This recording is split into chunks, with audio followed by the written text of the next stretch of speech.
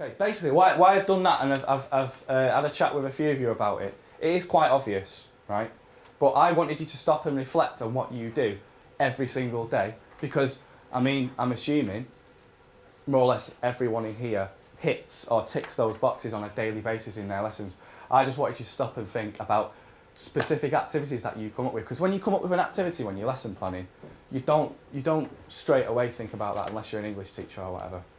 So what I want you to do when you're planning, hopefully when you leave here today, when you're planning, you'll consider literacy, not as the first thing, because you've obviously got your subject to worry about, but you'll consider literacy as kind of a peripheral thing to actually put in your lesson plan and actually actively think about, even though obviously you will do those on a daily basis. So even though it's quite obvious, I just want you to stop and think about what you do. So have we got any examples of activities? So if I point to you, can you just give your subject area, because not everybody will know, and then give me an activity or lesson that you do that covers one of those. So Jenny.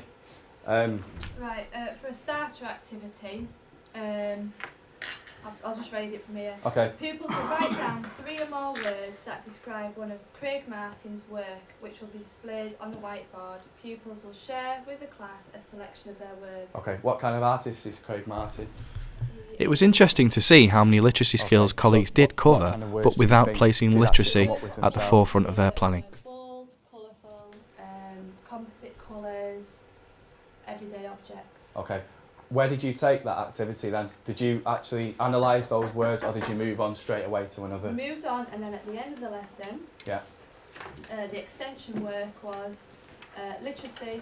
Pupils write a sentence describing their outcome, and they had to then try and use some of those words that they used All right, so that's a earlier in the day. perfect example of what should be happening in terms of literacy. Yeah. Is there anything you could have done that would have utilised those words in the main part of the lesson as well? What did you do in the main part? Constantly using that vocab throughout the lesson. So they got used to it during the lesson, and they were using those words quite a lot. Well, today we were introduced to monoprinting. Right. And the two things that I kept pulling them up with, they kept saying just printing, we printed. So I kept saying, what kind of printing was it? It was monoprinting. It was also on the whiteboard as well, on the overhead, all the keywords for the lesson. Okay. Underneath their objective.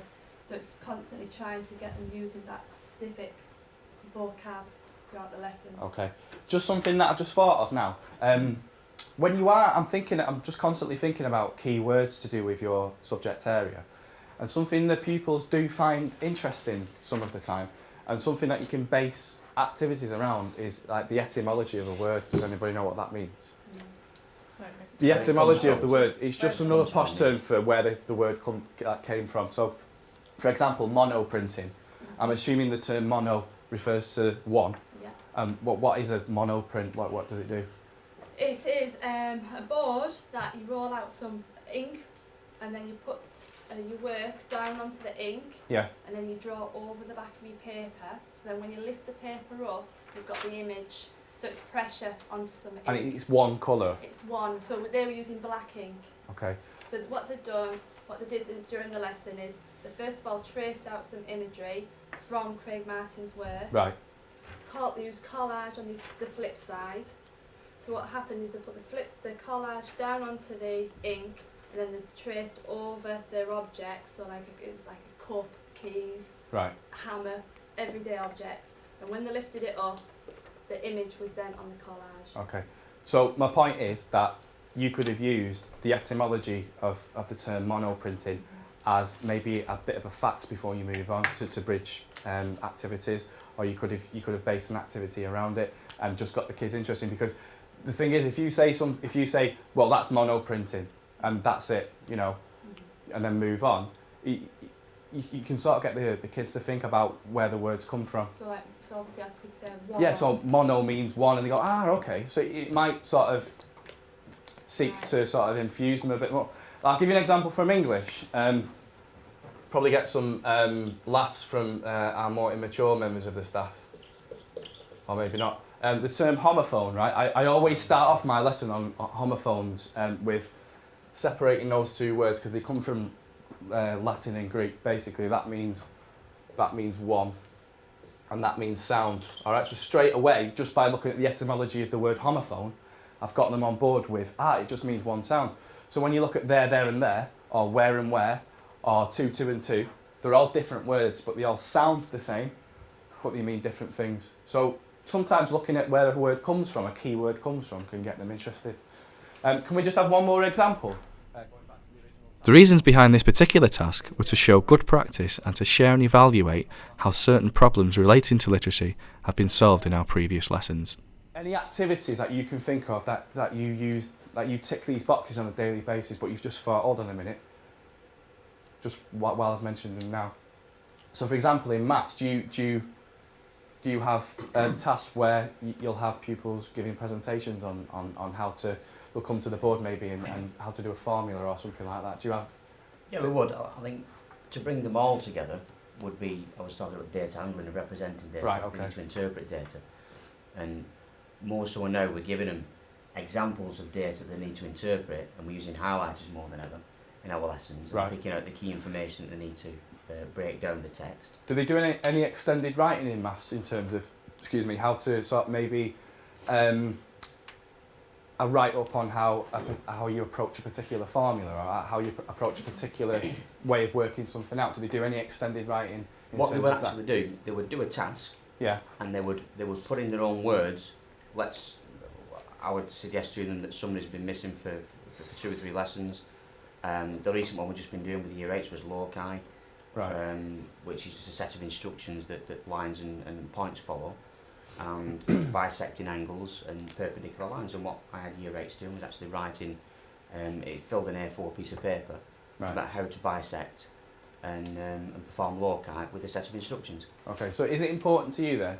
I know, like with maths, it's like a lot of note taking and quite quick, like shorthand writing and stuff like that.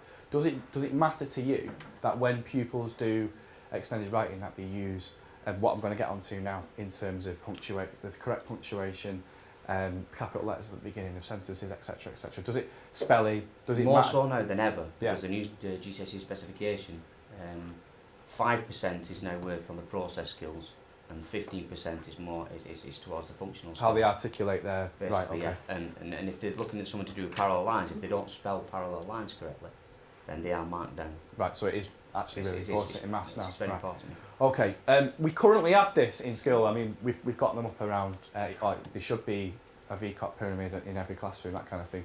Just going from that CPD that me and Bernie did, where I got a case of bad dry mouth and embarrassed myself.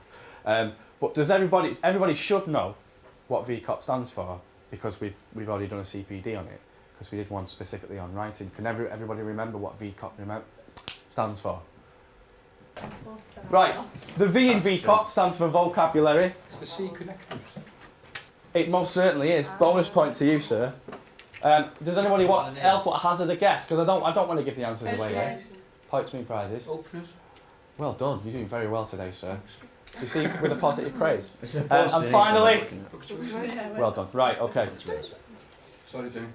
Just for a laugh, if you can say it that way, can you use VCOP on each of these sentences for me? I'm going to give you 30 seconds for each one. Your first one starting now. I'd like you to write that sentence out correctly for me. Quickly, please. You've only got... I think you might have 20 seconds left now. Just quickly, don't think about it, just write it down. I ran down the stairs and I fell and my knee was bleeding. So actively using VCOP to see what we're actually expecting of the pupils in each of our lessons. Just to show you. Right, stop, next one. Laughing to himself, the man walked down the street. We revised using the current VCOP method and based the next task around what teachers should be looking for when marking for literacy in extended writing. 10 seconds left. What are the reasons for making sure all pupils are using correct punctuation and grammar? And we touched on it in your area, Stephen, in maths. What are the actual reasons why is literacy such an important thing in each subject area? Why is it important that they're using correct punctuation and grammar in their written work in your subject area? It'd be great if you could talk to somebody from a different subject area again and make a bit of a mind map for me. I'm not going to time you on this because I'd like you to have a nice relaxed chat about it, alright? Off you go.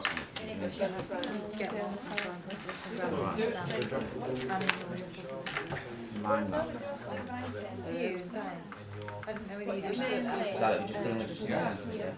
So if you're a list person, make a list, or my maps, fine. What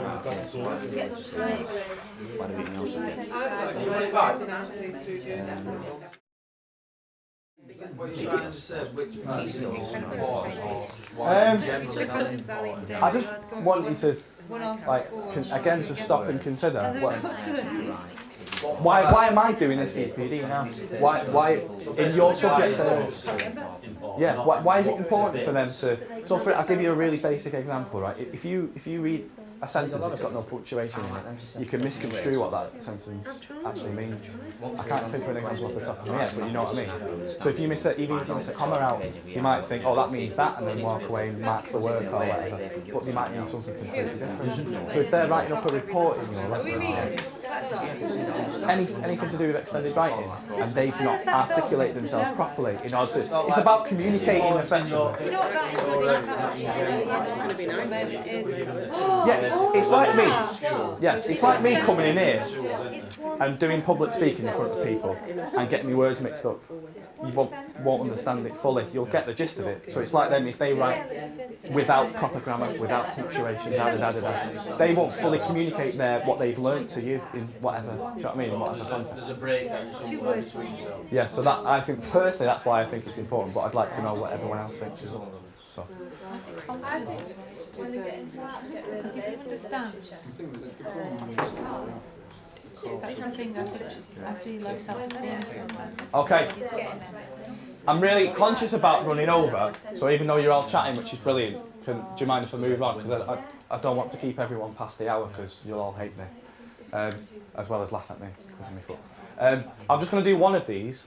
I'm going to give you a scenario, and I'd like you to consider, because there's a big thing in this school about reducing teacher talk, which we've done before. So you want to actively reduce teacher talk, and you think, all right, how do I do that? How do I do that? So you come up with a simple activity of getting the pupil to just read out a bit of text that will help the rest of the class. The next task conveyed certain scenarios which you may find yourself in during your teaching practice or NQT year, and some discussions which arose from this produced possible solutions. Relayed, but you know, you won't have any pupils being embarrassed by their lack of reading skills or their lack of... In that scenario, so what I've actually done is just made them do a line each. So if I've been Yeah, in okay, I've done that before, yeah. So I'll point to them as well, so like, you know, especially if they're looking at me, I'll just go like, I'm pointing them and then they have to stop, they start. Okay. So as soon as they start hearing them speak, they stop. And then it carries on, and then that means that everybody has to follow, you know. Exactly, yeah, so everybody knows they're going to read at some point, so that helps with concentration. Then what I'll do as well, I'll make fun of it, I'll spin round and just point at somebody quick, you know, and things like that. Right, okay. So like, you know, if there is an incident where somebody struggles with that one line, you know, the next line somebody else might struggle, so they're not feeling embarrassed, not, you know. Yeah, okay.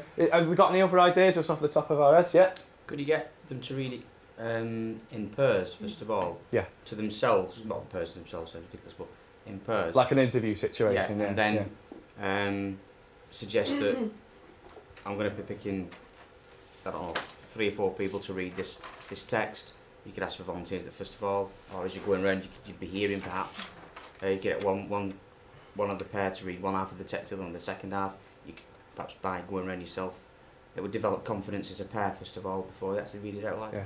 So already we've had 2 really simple but really effective ideas. Can you be honest? How many of you actively use sort of methods like that already in your daily regular practice? Oh, not daily regular. Right, on a consistent basis. It would depend in maths because of the topics, but data handling, because there's a lot of hypothesis and inferring. Yes, we do that, but certainly not. When the situation requires it, that's what I mean. I would use that. Yes. What are the In fact, sorry to embarrass you, can we just finish off with a bit of peer assessment? At the end of the session, we looked for any opportunities in our own lesson plans where we could embed literacy. Well, I think, all right then, it's the wrong advert. As reluctantly decided to share, what was your problem again? I just don't really see that many opportunities for literacy in an English lesson, which is concerning. Okay. Can you give us an example? Because well, like I said, English teachers do it all the time as well. Like, for example, I'm going to give them a card with a situation on it, Right. and then I've just put vaguely discuss first reactions with your group. Now I could make that more of a literacy task by choose 5 adjectives or something that describe. Yeah, you could give them First you could give them a lexical field, or Yeah, you could give them a exactly. word bank or something like that. You could give them a word jumble and say pick out the word. Yeah. So you could do. Is there another activity in there that you want to evaluate in real time with us now? Not particularly. Okay. Let's come off again. I would go on, but I don't want to keep everybody. So I hope you found it really useful, and hopefully we could do like a follow-up session maybe soon as well. And again, Andrew's finding me very funny for sport. Okay, it's finished. We're done. So thank you very much. Thank you.